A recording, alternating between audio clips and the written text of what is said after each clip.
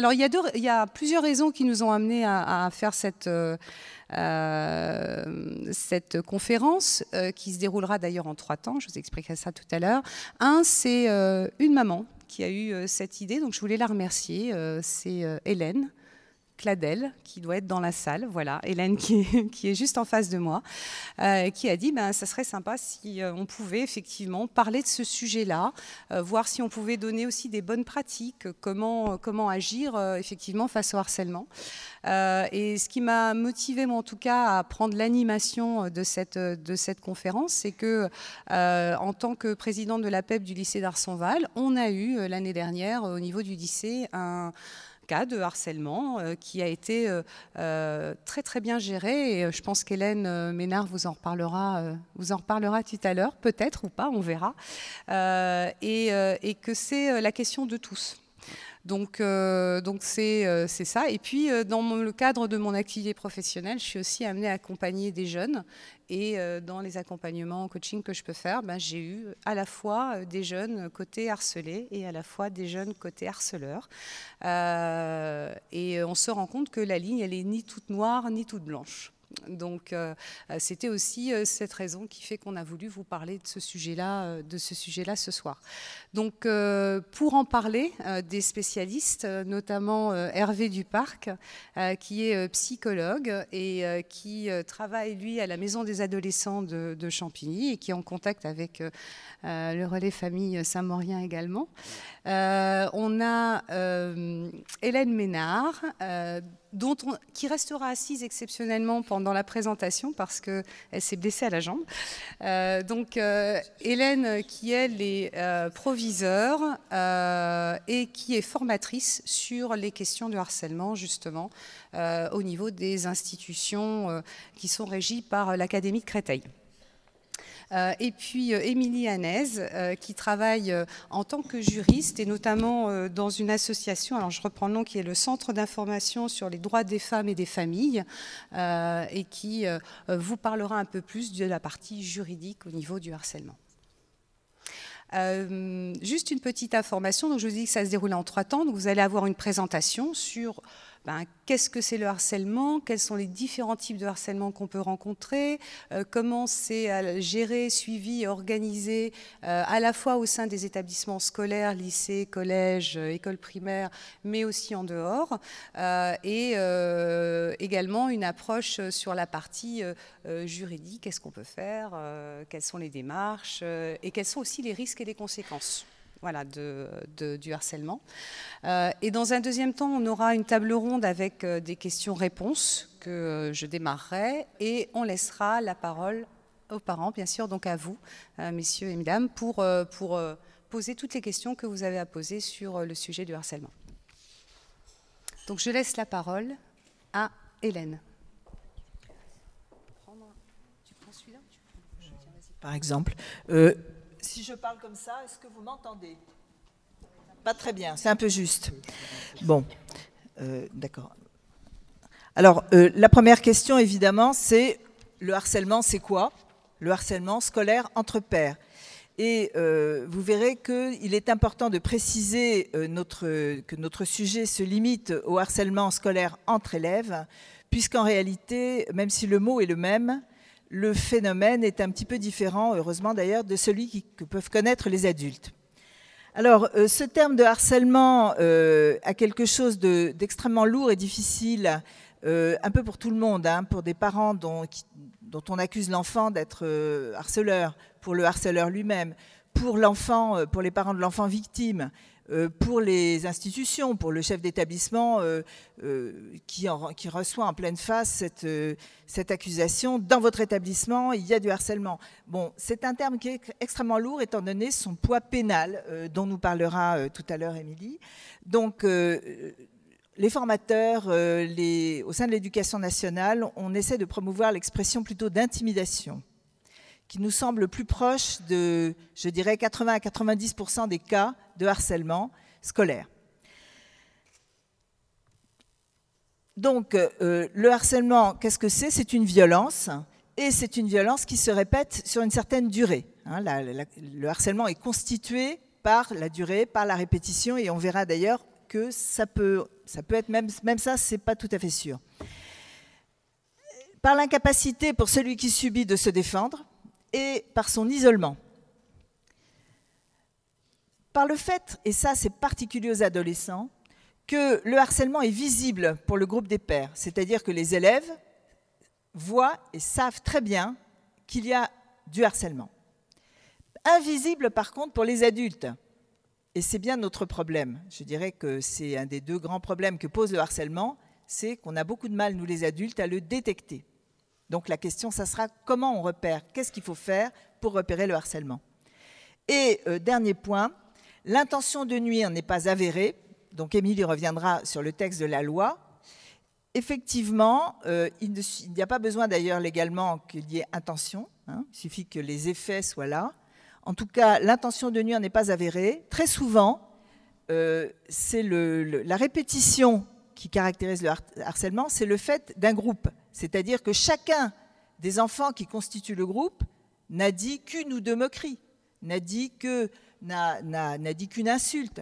Quand il s'agit de cyberharcèlement, n'a liké qu'une seule fois, n'a transféré qu'une fois. Donc finalement, les élèves les enfants peuvent ne pas avoir conscience de harceler parce que, pris séparément, ils n'ont fait qu'un seul acte. Et le harcèlement est constitué par la répétition par un groupe. Voilà, de nombreux acteurs, c'est ça qui crée le harcèlement, souvent, pas toujours, hein, mais souvent. Alors, le harcèlement a différentes formes, bien sûr, et très souvent, tout ça est mêlé, c'est-à-dire qu'il est assez rare que vous n'ayez que du harcèlement verbal, moquerie, surnom, insulte. Donc là, j'avais apporté un petit bout d'un courrier de parents qui me semble assez emblématique de la situation la plus courante. Il s'agit d'un enfant de 5e. Elle rapporte lors d'un entretien les faits suivants à la CPE. A me fait des balayettes quand il me croise dans les couloirs, la cour, il me dit des mots méchants. C et AN, elles, se moquent tout le temps. Le 14 février, à la sortie du collège, elles m'ont bousculé et secoué en m'appelant Zizi, parce qu'elle s'appelle Zineb. Je me suis défendue avec mon bras. AN a reçu mon bras en plein visage, elle m'a donné des coups de pied dans le dos. Elles sont parties en courant sur le chemin du RER, elles m'ont retrouvée. C m'a plaqué contre une barrière de chantier, elle a ri et est partie en courant. Tous les jours, j'ai des réflexions désagréables. Tous les enfants se moquent de moi. Ils me disent « t'es moche, t'es chiante, t'as de grands pieds, Bigfoot, t'as vu tes chaussures, la fille aux chaussures, etc. » Ils se moquent de moi, de mes chaussures, de mes vêtements. Tous ces comportements me blessent. Je suis isolée. Je mange très souvent seule, etc. Voilà, donc ça, vous voyez que vous avez à la fois de la brutalité physique, des moqueries, un surnom et des insultes. Donc on a une situation extrêmement classique et elle parle de sa solitude. Hein. Elle est isolée, elle est mise à l'écart. Alors le racket, effectivement, on s'est rendu compte que très souvent, le phénomène du harcèlement s'accompagne de pression, d'extorsion, d'obligation de donner. Par exemple, les parents vont se rendre compte qu'il y a quelque chose qui ne va pas parce que la trousse est vide, parce que les affaires disparaissent tout le temps, parce que l'enfant a volé de l'argent, etc. Et donc, en remontant la piste, on s'aperçoit qu'il y a de l'extorsion d'argent sur le chemin de l'école ou même à l'école. Hein. Et enfin, il y a le cyberharcèlement, qui est une de nos trouvailles de ces dernières années. C'est une des formes des cyberviolences, hein, et on retrouve là encore à la fois la violence verbale, sous forme d'écriture, de messages, etc., et puis la violence par les images, les photos, les montages. Les photomontages, ça se fait beaucoup hein, chez les adolescents. Voilà.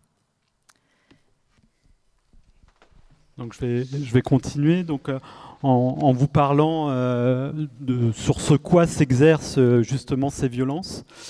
Alors on a tout d'abord l'apparence physique. Beaucoup des violences vont avoir pour source l'apparence physique et notamment le poids, la grossophobie, c'est-à-dire que les élèves en surpoids sont des publics à risque par rapport au fait d'être harcelés. C'est à peu près 50% des situations de harcèlement. Donc, une situation de harcèlement sur 2 est liée au surpoids de l'enfant. 15% sur la taille de l'enfant, soit trop petit ou soit trop grand. Donc, déjà, rien qu'en parlant du poids et de la taille, on a plus de 65% des risques de harcèlement. Sur le sexe ou l'identité de genre, c'est un garçon un peu trop efféminé, ou à l'inverse, un garçon qui serait, enfin une fille qui serait un peu trop masculine pour les autres. Voilà, sur l'identité de genre aussi, bon, ça correspond à moins d'enfants. Un handicap, une difficulté de communication, par exemple, un jeune qui aurait un bégaiement.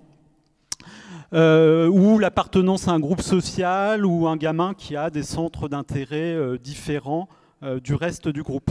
Alors ça peut changer d'un établissement à l'autre. C'est-à-dire un jeune, par exemple, qui s'intéresserait à l'astrophysique dans un établissement qui reçoit des publics à haut potentiel, il ne va pas se faire embêter parce qu'il s'intéresse à l'astrophysique. Par contre, un élève qui va s'intéresser à l'astrophysique dans un établissement qui a plus de difficultés, lui, il peut être montré du doigt par l'ensemble du groupe. Donc ces différences-là, d'un établissement à l'autre ou d'un groupe à l'autre, il ne va pas avoir la même valeur.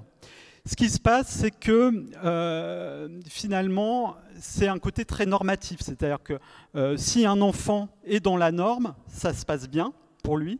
Par contre, dès qu'il dévie un petit peu de la norme du groupe, là, il risque d'être attaqué. Et le harcèlement, c'est toujours un phénomène qui a lieu par rapport à une normativité au sein du groupe. Et parfois, ces différences, elles peuvent être sous-estimées par les adultes. C'est-à-dire que dans un établissement scolaire, les adultes ne se rendent pas forcément compte qu'un tel ou un tel, finalement, a une différence par rapport aux autres et qu'il est en risque, justement, de se faire embêter par rapport à cette différence. Alors, les conséquences et le repérage des élèves harcelés.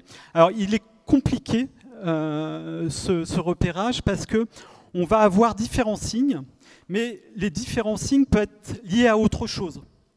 Donc on peut avoir, par exemple, sur le plan de la scolarité, une baisse des résultats scolaires, un isolement, un décrochage scolaire, un absentéisme.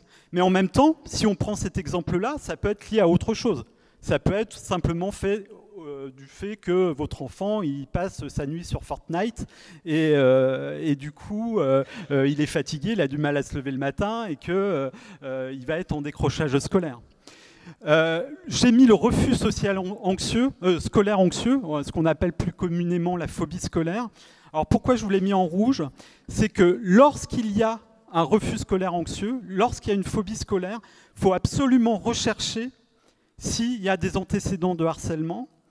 Alors, il n'y a aucun chiffre qui existe. Moi, en clinique, c'est-à-dire par rapport aux jeunes que je peux recevoir sur des problèmes de phobie scolaire, la plupart du temps, 8, 9 cas sur 10, on retrouve derrière un historique de harcèlement. C'est un jeune qui s'est fait harceler, pas forcément au moment où la phobie apparaît, où le retrait apparaît. Ça peut être 1 an, 2 ans, 3 ans avant que la phobie ait apparu. Mais en tout cas, on va retrouver dans l'historique de l'enfant, dans l'anamnèse, on va retrouver effectivement le fait que l'enfant a été harcelé dans la plupart des cas. Sur le plan de la santé, des plaintes somatiques.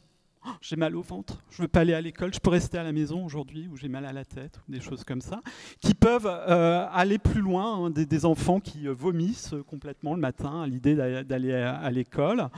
Des troubles du sommeil, alors bon, pareil, les troubles du sommeil à l'adolescence, c'est normal d'avoir des troubles du sommeil à l'adolescence, c'est pas forcément parce qu'on est harcelé à l'école, c'est un ensemble de phénomènes enfin un ensemble de symptômes finalement qui vont nous diriger vers l'idée il y a peut-être du harcèlement, des problèmes d'alimentation, des maux de tête, des choses comme ça.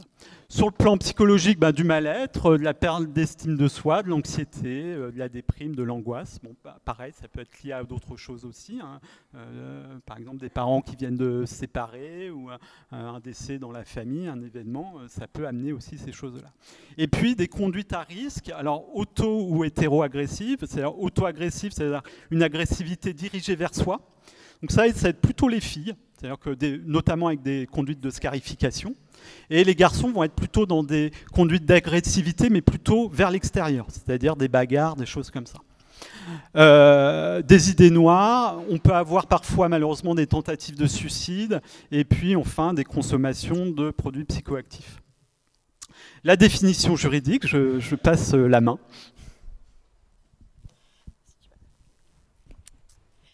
Alors effectivement, là on a vu un petit peu ce qui est, qu'est-ce que c'est dans le concret, mais le texte de loi, bien évidemment, il encadre, parce que s'il n'y a pas de texte de loi, c'est compliqué ensuite de sanctionner.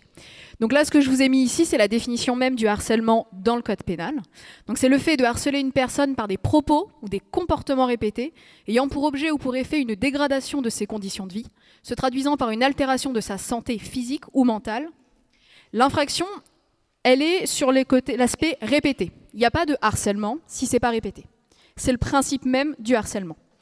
Par contre, ce qu'il faut savoir effectivement, c'est qu'il y a quand même des exceptions qui ont été réfléchies et la loi a évolué avec son temps, et notamment a évolué avec la question des cyberviolences, et où du coup, lorsque ces propos sont imposés à une même victime par plusieurs personnes, de manière concertée, à ce moment-là, on est quand même sur du harcèlement. Identiquement, si les choses sont faites de manière successivement, effectivement, c'est le principe, ce que vous disiez Hélène, du like. C'est-à-dire que vous faites rien, l'enfant ne fait rien, la seule chose qu'il a fait, c'est liker une photo. Il va se dire, effectivement, j'ai pas fait grand-chose. Juridiquement, il fait partie du harcèlement, il pourrait être sanctionné au titre du harcèlement, simplement pour un like. L'idée, c'est aussi, après, bien évidemment, de sensibiliser les enfants à ça. C'est-à-dire que liker une photo, ce n'est pas rien. Effectivement, parce que oui, un like, c'est pas gênant. Mais si vous avez toute une classe, tout un groupe qui like une photo ou qui like un commentaire dégradant sur une personne, ça par contre, ça va fortement blesser la victime et ça va avoir effectivement des répercussions. Les répercussions, elles sont sur les dégradations, sur les conditions de vie, donc c'est assez large. La définition juridique, elle essaye d'être un peu large quand même pour essayer de prendre tout en compte. Si jamais le harcèlement n'arrive pas à être caractérisé, parce que c'est pas toujours simple, il y a des questions de preuve bien évidemment, il y a d'autres infractions qui existent pénalement. Il y a tout un arsenal juridique qu'on peut utiliser. Là, je vous en ai mis un certain nombre, mais on pourrait même en citer d'autres. Il y a aussi les propos discriminatoires. On disait effectivement, en vue des motifs, il y a une infraction de propos discriminatoires, c'est-à-dire que si vous dites à quelqu'un des éléments par rapport effectivement à une apparence physique, à un genre, à une origine, à une ethnie, peu importe, à ce moment-là, ça pourrait, même si ce n'est pas constitutif d'un harcèlement, il n'y a pas de répétition, ça peut quand même être puni. On a les injures, les menaces, la diffamation, tout ça, ce sont des infractions qui existent. D'accord ? Il y a des questions d'injures ou de menaces, notamment les injures et la diffamation, de savoir si elle est publique ou non publique. Donc, c'est-à-dire que si les injures ou les menaces se font tout simplement entre élèves, dans la cour, on va être sur du non public. C'est assez léger comme infraction. Par contre, si ça passe sur du public, si ça passe sur les réseaux sociaux, là c'est public. Et tout de suite, on va être sur des infractions qui peuvent valoir des peines de prison. Donc on va tout de suite monter de manière importante. Les questions de chantage, l'incitation au suicide, malheureusement c'est aussi des choses qu'on voit souvent avec le suicide-toi. Une fois qu'on a bien harcelé la personne, il y a un moment donné, quelqu'un va dire ce genre de phrase. Ça pourrait être considéré comme une incitation au suicide. Rien que ça, en soi, c'est une infraction en elle-même. L'usurpation d'identité. Alors ça, effectivement, on se dit pourquoi pas. Ça va être beaucoup plus utilisé sur les cyberviolences, notamment quand il y en a un qui va prendre les codes d'accès au réseau social et qui va se connecter à la place de la victime et qui va aller dire un certain nombre de choses à sa place, qui va potentiellement insulter, publier des photos de la victime, etc. On est sur une usurpation d'identité, c'est complètement réprimé. Si c'est un fait unique, effectivement, et qu'elle est la seule personne à le faire, on ne sera pas sur du harcèlement en soi, mais ça peut être réprimé quand même. Des atteintes volontaires à la vie privée, et là on va avoir tout ce qui va être, si on arrive à isoler seulement un épisode et qu'on n'arrive pas à caractériser le côté répétitif, ça va être la diffusion de photos. Donc on parlait de montage photo tout à l'heure, ça peut être une atteinte volontaire à la vie privée.